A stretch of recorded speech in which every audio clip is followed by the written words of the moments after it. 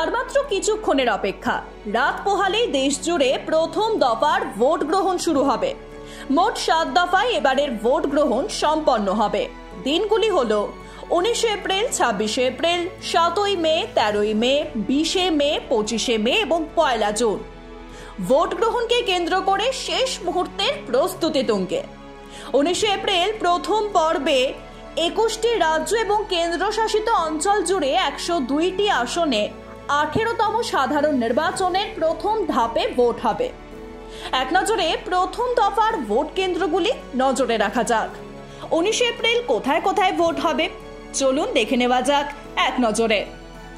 আন্দামান এবং নিকোবর দ্বীপপুঞ্জে, অরুণাচল প্রদেশে, আসামে, বিহারে, জম্মু এবং কাশ্মীরে, ছত্তিশগড়ে, লাক্ষাদ্বীপে, মধ্যপ্রদেশে, মহারাষ্ট্রে, মণিপুরে, রাজস্থানে, মেঘালয়তে, মিজোরামে, নাগাল্যান্ডে, পুদুচেরিতে, সিকিমে, তামিলনাড়ুতে,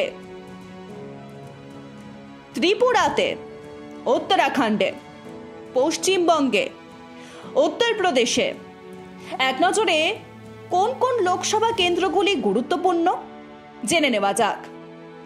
উত্তরপ্রদেশের সাহারানপুর, রামপুর, পিলভিট এবং মুজফ্ফরনগর, আসামের ডিব্রুগড় ও শোনিতপুর, ছত্তিশগড়ের বস্তার, বিহারের জামুই এবং গয়া, জম্মু এবং কাশ্মীরের উধমপুর, মধ্যপ্রদেশের ছিন্দওয়াড়া, তামিলনাড়ুর উত্তর চেন্নাই, দক্ষিণ চেন্নাই, মধ্য চেন্নাই, কোয়েম্বাটোর, থুথুক্কুড়ি, তিরুনেলভেলি এবং কন্যাকুমারী, মণিপুরের অভ্যন্তরীণ মণিপুর এবং বাইরের মণিপুর, রাজস্থানের বিকানের, পশ্চিমবঙ্গের কোচবিহার এবং আলিপুরদুয়ার।